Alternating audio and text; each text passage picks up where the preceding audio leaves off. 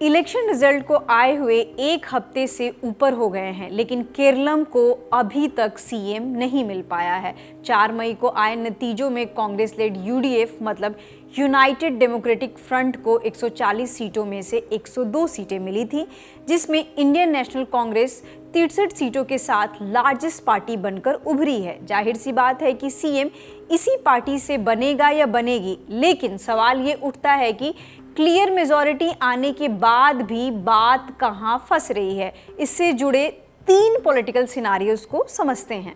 पहला, multiple names for CM. Media reports के मुताबिक रमेश चिन्नाथलई जो कि एआईसीसी के जनरल सेक्रेटरी हैं, केसी वेणुगोपाल जो कि मेंबर ऑफ पार्लियामेंट है अल्लपाजू कॉन्स्टिट्यूएंसी से, और वीडी सतीशन केरलम के पूर्व लीडर ऑफ अपोजिशन हैं।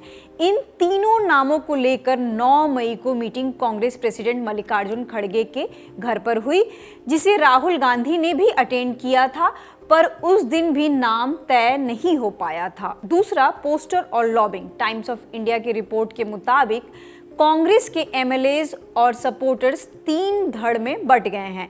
सबके लिए पोस्टर्स लग रहे हैं, मीटिंग्स हो रही है।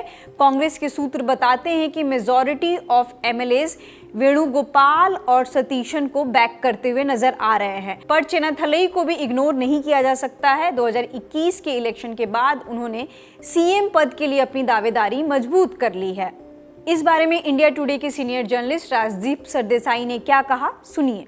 देखिए, केरल एक ऐसा राज्य है जहां कांग्रेस में सालों से गुटबाजी रही है, और यही गुटबाजी की वजह से आप देख रहे हैं कि इतनी बड़ी जीत के बावजूद कांग्रेस को नेता चुनना, मुख्यमंत्री चुनना आसान नहीं है, क्योंकि 3 प्रमुख जो दावेदार हैं, रमेश चेन्निथाला जो सबसे एक्सपीरियंस्ड है, 1982-83 में पहली बार विधायक बने थे, वीडी सतीशन जो लीडर ऑफ द ऑपोजिशन है, जिन्होंने एक तरह से वहाँ पूरा कैंपेन लेफ्ट के खिलाफ किया था, और केसी वेणुगोपाल जो आज दिल्ली में केरल के नंबर 1 नेता माने जाते हैं, राहुल गांधी और मल्लिकार्जुन खड़गे के बाद आप कह सकते हैं 3rd most important powerful person in Congress.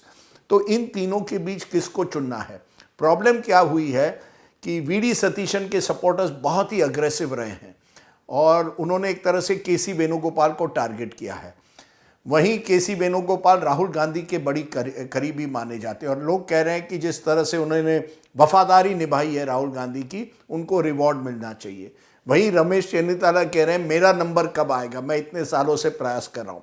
तो इन तीनों के बीच में एक ही व्यक्ति को चुनना आसान नहीं है। कांग्रेस जानती है कि राजस्थान में क्या हुआ, छत्तीसगढ़ में क्या हुआ, कर्नाटक में क्या हो रहा है। अगर आप नेता चुनना चाहते हैं तो एक ऐसा नेता चुनना पड़ेगा जो 5 साल सरकार आम सहमति से चला पाए। अगर यही गुटबाजी रही तो कांग्रेस को और नुकसान भुगतना पड़ेगा 5 साल बाद। इसलिए इस बार कांग्रेस बड़े सोच समझकर चुन रही है नेता, ताकि एक ऐसा नेता बने आम सहमति से, जो आसान नहीं होगा। और इसी वजह से ये मामला वहीं रुका हुआ है कि राहुल गांधी अब उनको सोचना होगा कि किसका नंबर आएगा और क्यों उन्हें दिया जाएगा और कैसे ये आम सहमति बनाई जाएगी। इस पूरे पॉलिटिकल कंफ्यूजन में तीसरा पॉइंट है IUML फैक्टर।